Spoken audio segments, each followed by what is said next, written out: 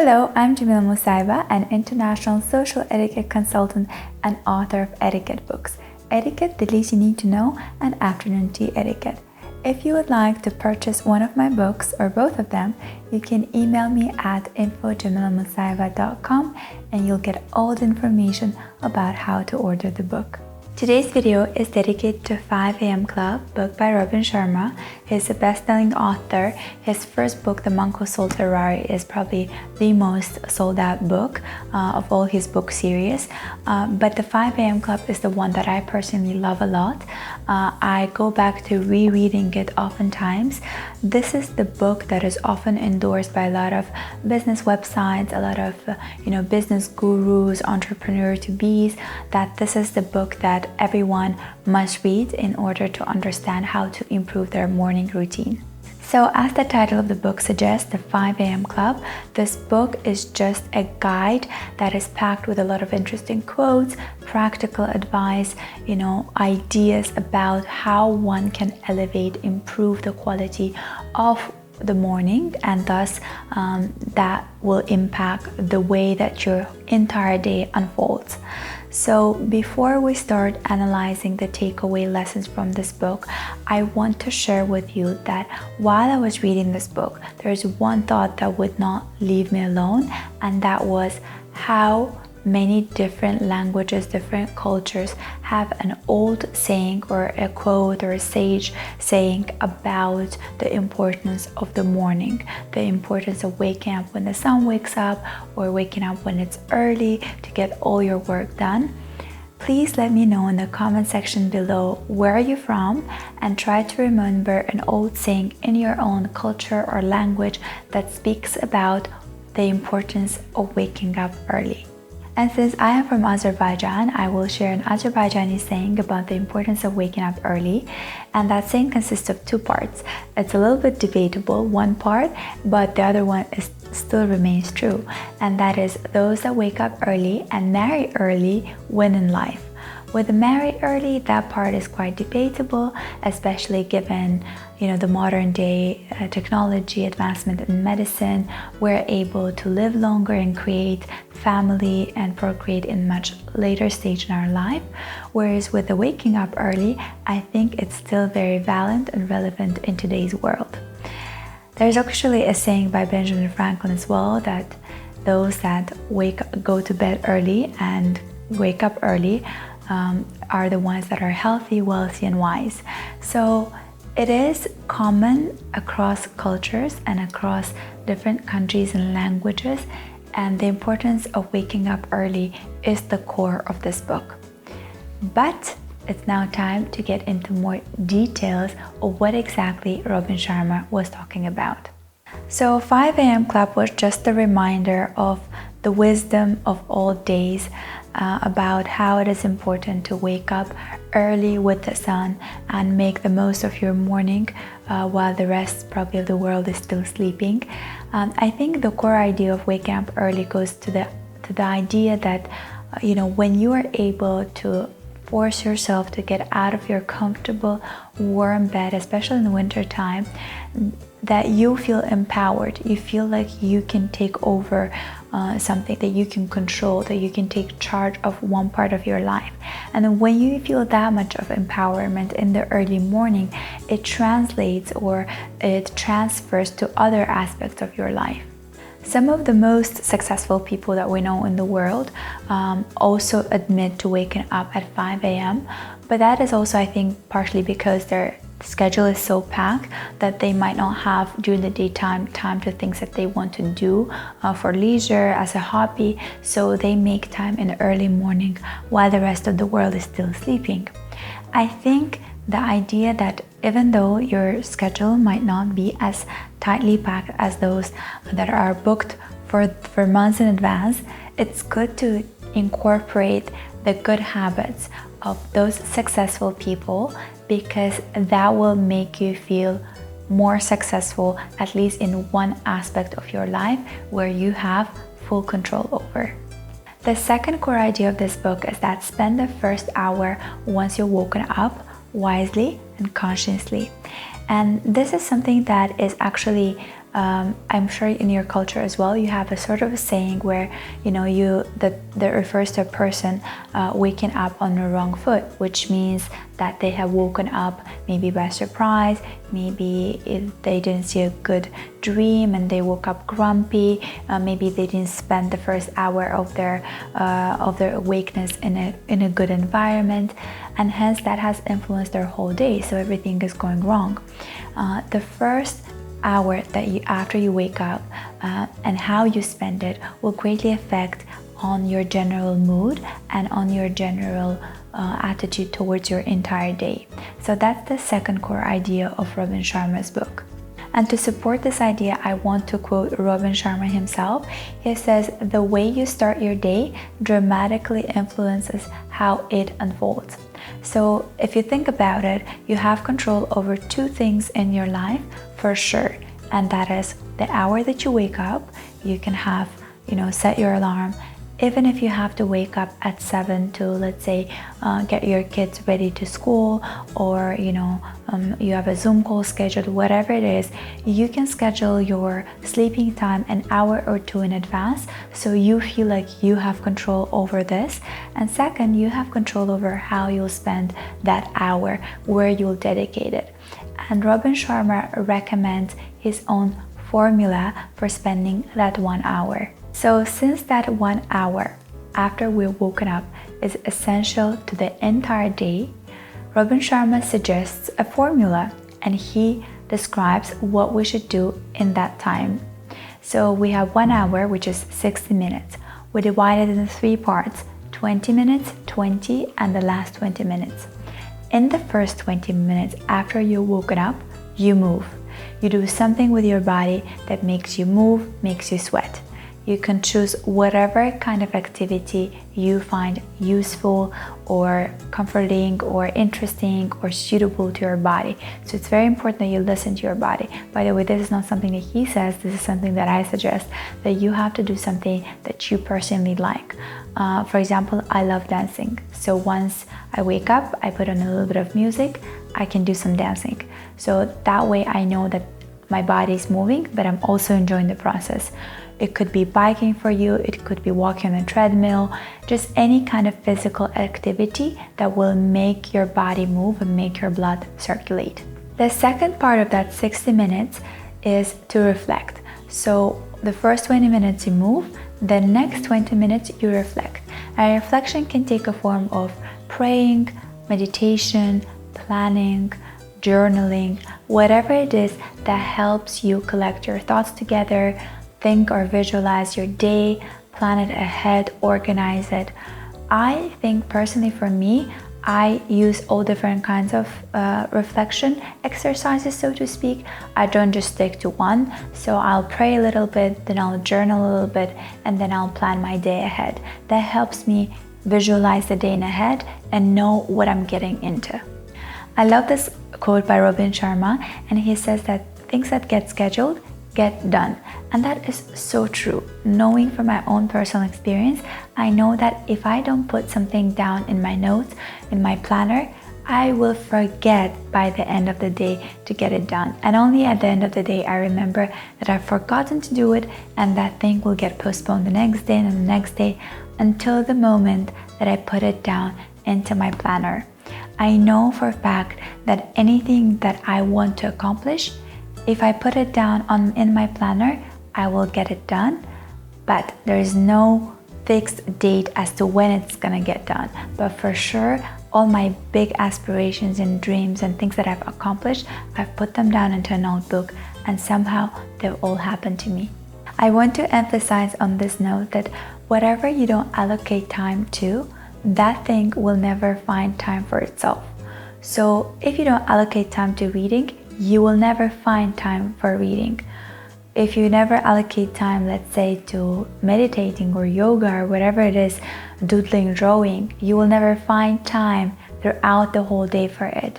So when you put something into a schedule, you'll for sure have time, even for 20, 15 minutes, even that short period of time in your entire day to do that. And the last 20 minutes of that 1 hour you spend on growing intellectually. It could be reading a book, listening to a podcast, maybe watching a documentary, whatever it is that's going to nurture your mind. I usually do my reading in the morning, and I also do before I go to bed, and in between, whenever I have time, I always carry a book with me. If you haven't watched my video on how to read more books, make sure that you do. I talk about my personal tips on how to read more. So I always carry a book with me, and I try to find time in between. But morning readings is irreplaceable by any other time. In the morning, your mind is very open.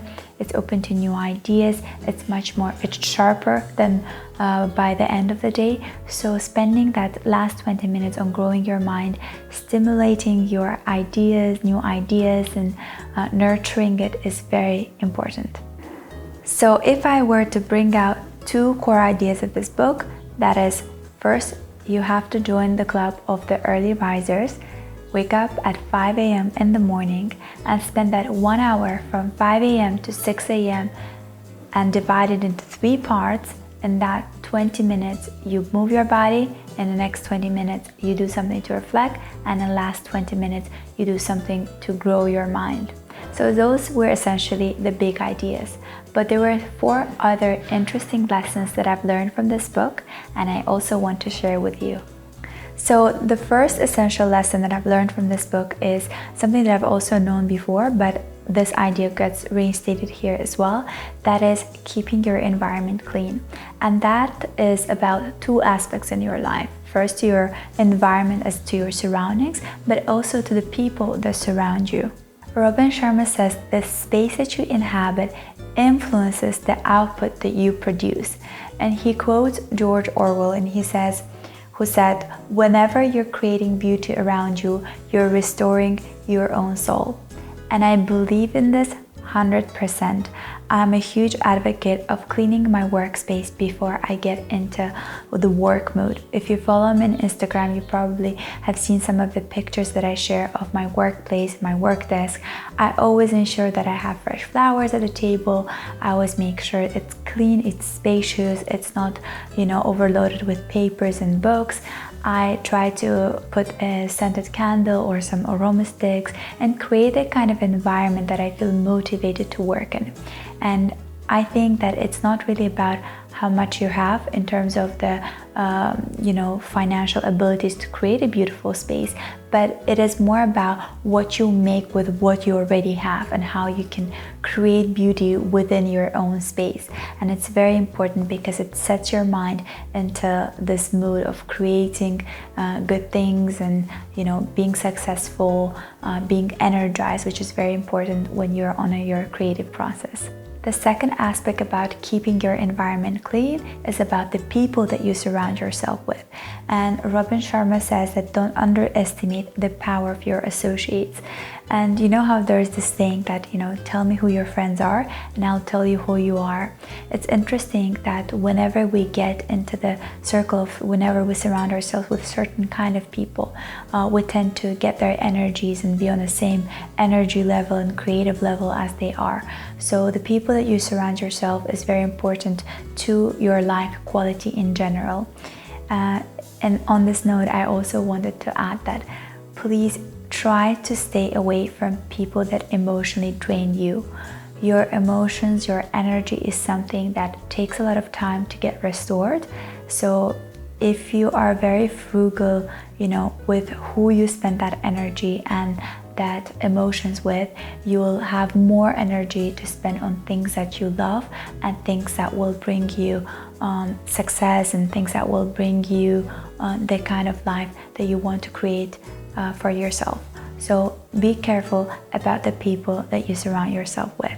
The second important lesson that I took away from this book is rather an exercise recommended by Robin Sharma, and that is to place ourselves in voluntary discomfort.